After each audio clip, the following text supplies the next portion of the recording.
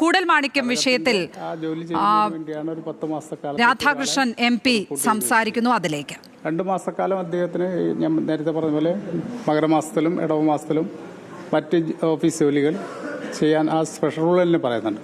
അപ്പം അതനുസരിച്ചാണ് അവിടെ നിയമനം നടത്തിയതും അതനുസരിച്ചുകൊണ്ട് ആ വ്യക്തിക്ക് അവിടെ പ്രവർത്തിക്കാനുള്ള സ്വാതന്ത്ര്യവും വേണം. അത് നിഷേധിക്കുന്ന നിലപാട് ശരിയല്ല. ഈ CPM സമ്മേളനത്തിൽ വരെ പലയിടത്തും ചില പൊട്ടിത്തെറികളൊക്കെ ഉണ്ടായിട്ടുണ്ട്. അതൃപ്തി രേഖപ്പെടുത്തിയ രംഗത്ത് നിന്ന് അതിങ്ങനെ പലതും ഇനിയും ഉണ്ടാവും.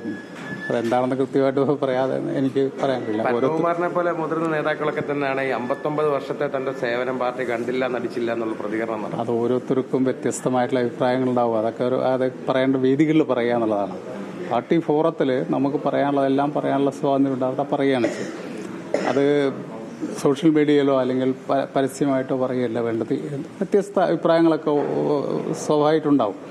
അത്തരം അഭിപ്രായങ്ങളുണ്ടെങ്കിൽ അതാത് ഘടകത്തിൽ അവർക്ക് പറയാനുള്ള എല്ലാവിധ സ്വാതന്ത്ര്യമുണ്ട്. ചർച്ച ചെയ്യുകയും ചെയ്യും. വീണ്ടും പാർലമെന്റ് സമ്മേളനം ഇന്ന് ആരംഭിക്കുകയാണ്. എന്തൊക്കെയാണ് പ്രതിപക്ഷത്തിന്റെ ഒരു നീക്കം?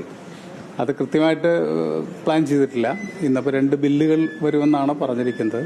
മറ്റു കാര്യങ്ങളിലേക്ക് എന്തൊക്കെയാണെന്നുള്ള അജണ്ട പോലും കൃത്യമായിട്ട് നേരത്തെ കിട്ടാത്തതിൻ്റെ ഒരു പ്രശ്നമുണ്ട്. സാധാരണഗതിയിൽ നമ്മുടെ അസംബ്ലിയിലേക്ക് 15 ദിവസം മുമ്പ് തന്നെ നമ്മുടെ അജണ്ടകളെക്കുറിച്ചുള്ള ധാരണയുണ്ടാവും.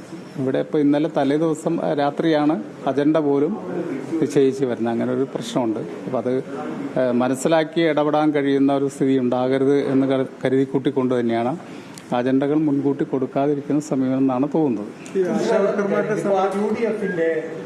MP-യുടെ പ്രതികരണമാണ് കണ്ടത്. അദ്ദേഹം മുൻ ദേവസ്വം മന്ത്രി കൂടിയാണ്. ഈ തന്ത്രിമാരുടെ നിലപാട് കഴക വിഷയത്തിൽ, കൂടൽമാണിക്യ ക്ഷേത്രത്തിലെ കഴക വിവാദത്തിൽ തന്ത്രിമാരുടെ നിലപാട് ശരിയല്ല എന്നാണ് അദ്ദേഹം പറയുന്നത്. പാർട്ടി സമ്മേളനവുമായി ബന്ധപ്പെട്ട് ഇപ്പോഴുയരുന്ന വിവാദങ്ങളെക്കുറിച്ച്, പ്രതികരണങ്ങളെക്കുറിച്ച് അദ്ദേഹം പറഞ്ഞത്, ഇത്തരത്തിൽ അതൃപ്തികൾ ഉള്ളവർക്ക് അത് പറയുവാനുള്ള ഫോറമുണ്ട്, അതിൽ പറയണം എന്നുള്ളതാണ് അദ്ദേഹം വ്യക്തമാക്കിയത്.